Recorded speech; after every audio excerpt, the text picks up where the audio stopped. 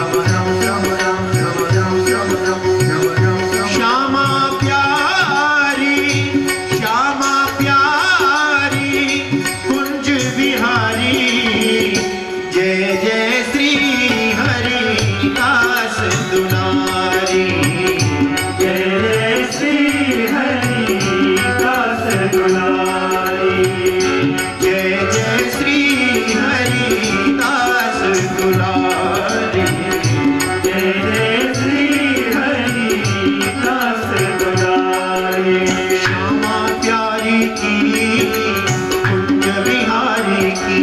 ओ श्यामा प्यारी की जय हो कुंज बिहारी की। जय बोलो स्वामी हरिदास दुलारी की। जय बोलो स्वामी हरिदास दुलारी की। ओ श्यामा प्यारी श्यामा प्यारी कुंज बिहारी। जय जय श्री हरि दास दुलारी। जय जय श्री हरि दास दुलारी। राधे राधे गोविंद गोविंद राधे। राधे राधे गोविंद गोविंद राधे। राधे राधे गोविंद गोविंद राधे। राधे राधे गोविंद गोविंद राधे। गोविंद राधे गोपाल राधे। गोविंद राधे गोपाल राधे। गोविंद राधे गोपाल राधे। गोविंद राधे गोपाल राधे। राधे राधे गोविंद गोविंद राधे। राधे राधे गोविंद गोविंद राधे।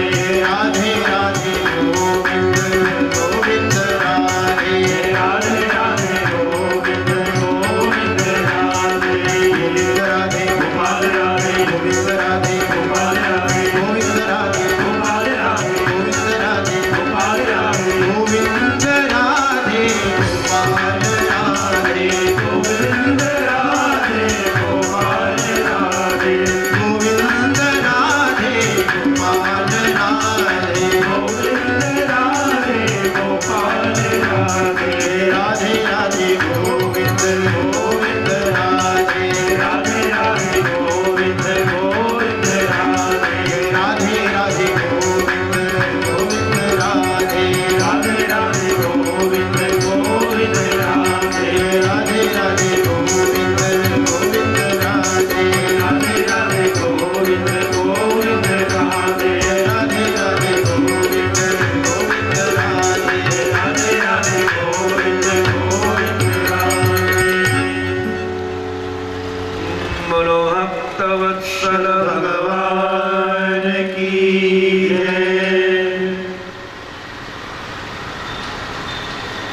हरिद्वार की पावन पवित्र भूमि में भक्ति रस को प्रवाहित करने वाली मां गंगा के तट पर राम भक्ति जहां सुरसरी धारा, ये भक्ति रस को प्रवाहित करने वाली मां गंगा सनकादियों के दिव्य सत्संग सत्र में भक्ति ज्ञान वैराग्य के नृत्य को देख करके संतों के चित्त में भी संशय हो गया। संतों को लगा कि ये है कौन और ये कहां से आए हैं। संतों को सनकादियों ने बताया ये भक्ति महारानी है, ये उनके पुत्र ज्ञान और वैराग्य हैं और ये कहीं दूसरी जगह से नहीं आए, भागवत के कथा के अर्थ से ही प्रकट हो गए। गिरा अर्थ जल बीचि सम, कहियत भिन्न न भिन्न, बंदो सीता राम पद। बाबा हमारे कहते हैं गिरा अर्थ जल बीच सम। जैसे गिरा और अर्थ ये अलग अलग नहीं है, जैसे बीजी माने तरंग और जल अलग नहीं है, जैसे तरंग के रग रग में जल समाया होता है, वैसे ही ध्यान रखना पानी के रग रग में अर्थ समाया हुआ होता है। ऐसे भागवत पूंजीभूत स्वरूप किसका है? भगवान का। और भगवान में 3 चीजें समाई हैं। भगवान में 3 चीजें कौन कौन समाई? भक्ति, ज्ञान और वैराग्य। ये 3 है। जिसको भागवत मिलता है उसके जीवन में भगवान मिलते हैं। जिसको भागवत मिलता है उसके जीवन में ज्ञान मिलता है। जिसको भागवत मिलता है उसके जीवन में वैराग्य आता है। क्योंकि भागवत का अर्थ यही है, भागवत नाम ही इसका है। ये त्रिपुटी का नाम ही भागवत है। भक्ति, ज्ञान, वैराग्य का नाम भागवत है। महात्माओं को बड़ा आनंद मिला। भक्ति महारानी ने, ज्ञान वैराग्य ने अपना सिंहासन भी खोज लिया। क्योंकि जैसे सभ्य व्यक्ति आपकी सभा में आए तो कहीं ना कहीं आपको उसको आसन देना पड़ेगा उसके अनुकूल। इसलिए मैं कई बार कहता हूं कि भागवत की कथा में कोई संत रहना बहुत जरूरी है। अगर भागवत की कथा में संत नहीं होगा तो ज्ञान वैराग्य भक्ति यदि आएंगे तो बैठेंगे कहां? ये संत ज्ञान वैराग्य भक्ति के बैठने के आसन हैं। संतों के हृदय में ही ये तीनों बैठते हैं। तीनों के बैठने का स्थान, ये तीनों वृंदावन में क्यों रहते हैं? क्योंकि वहां संत रहते हैं। और जहां संत रहते हैं वहां ये तीनों रहते हैं। क्योंकि रहने का स्थान चाहिए ही। भक्ति महारानी ने बड़ी क्रांतिकारी बात कही है। समाज में अधिकतर लोग ये समझते हैं कि जिनके पास धन है वो धन्य है। क्योंकि आजकल सारा का सारा आयास प्रयास धन कमाने के लिए ही किया जाता है। क्योंकि लोगों को लगता है कि धन्यता धन से मिलेगी। किंतु भक्ति महारानी कहती है धन्यता का संबंध धन से नहीं है। तो किससे है धन्यता का संबंध? कहां से धन्यता मिलेगी? बोले भक्ति से मिलेगी, प्रेम से मिलेगी। आप ध्यान रखना, आपके हृदय में प्रेम है, भक्ति है तो भले धन न हो आप धन्य हैं। किंतु धन आपके पास बहुत हो किंतु प्रेम न हो, भक्ति न हो तो आप धन्य नहीं होंगे। भक्ति महारानी कहती हैं धन्य वही है निर्धनास्ते भी धन्या। भले वो निर्धन है किंतु भक्ति रूपी धन है तो वो धन्य है। क्योंकि निविशत हृदय साम भक्ति सूत्रोपनद्ध, भगवान उसी के हृदय में प्रविष्ट होते हैं भक्ति के सूत्र में बंध करके। जिसके हृदय में प्रेम होता है, बाद में हमारे संतों ने एक दूसरे को देखा तो सबके हृदय में परमात्मा बैठे थे। देखो भाई, आंख खोलो तो सामने वाला दिखता है, तो सामने वाले के हृदय में परमात्मा होंगे तो दिख जाएंगे। तो प्रत्येक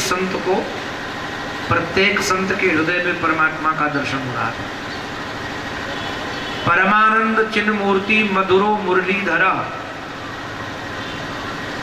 देवताओं ने, गंधर्वों ने पुष्पों की वर्षा की है। हमारे श्री देवर्षि नारद ने संकादियों से पूछा, महाराज ये भागवत की कथा भक्ति ज्ञान वैराग्य का तो वर्णन करती ही करती है, किंतु व्यवहार में भी कोई सफलता मिलती है क्या? बोले वैसे तो श्रीमद् भागवत महापुराण कल्प वृक्ष का पका पकाया फल है, निगम रूपी कल्प वृक्ष का पका पकाया फल। किंतु ये भगवान की कृपा का साकार विग्रह भी है श्रीमद् भागवत महापुराण। इससे आप जो चाहो, कामना जैसी हो वैसी पूर्ति हो जाती है। किंतु भैया सकाम व्यक्ति तो दुख पाता है, निष्काम व्यक्ति सुख पाता है। तो सकामता की अपेक्षा निष्कामता श्रेष्ठ है, किंतु तब भी सकामता हो तो घबराना नहीं चाहिए। और कहा कि देखो एक पतित से पतित व्यक्ति भी भागवत की कथा सुनकर उद्धार हो गया उसका। यहाँ तो वर्णन है कोई कितना बड़ा पापी भी क्यों न हो, माता पिता से द्वेष करने वाला ब्राह्मण हत्यारा भी क्यों न हो, वो भी भागवत सुने तो मुक्त हो जाए। इस विषय में एक पुरातन इतिहास बताया। दक्षिण में एक नदी बहती है जिस नदी का नाम है तुंगभद्रा। उसके उत्तर तट पर एक नगर था जिस नगर का नाम था उत्तम नगर। उस नगर में सभी वर्णाश्रम व्यवस्था के लोग रहते थे। एक पूज्य पंडित जी महाराज रहते थे जिनका नाम था आत्मदेव। सभी वेदों के जानकार थे, स्रोत स्मार्त कर्म करने में निष्णात थे। किंतु इनके जीवन में महाराज स्वयं तो आनंद से रहते थे, अपनी पत्नी के साथ में, किंतु पत्नी का कुछ विलक्षण वर्णन है। अधिकतर जब मैं सुनाने लगता हूं ना आत्मदेव की पत्नी की कथा, तो कई जजमान तो आकर कहते महाराज आज तो तुमने हमारी पत्नी की पोल पट्टी खोल दी। तो इन पतियों को अपनी पत्नी अधिकतर धुंधली देवी ही लगती है। कारण क्या है इसमें? और चाहे तो भले गुण न हो, एक गुण तो लगभग रहता है, कलह प्रिया, सौभाग्य स्थापिका नित्या। ये जो कह दे वही होना चाहिए। अगर ये सूर्योदय हो और आप कह दो कि सूर्योदय हो रहा, वो कह दे कि चंद्रोदय हो रहा है, तो महाराज भले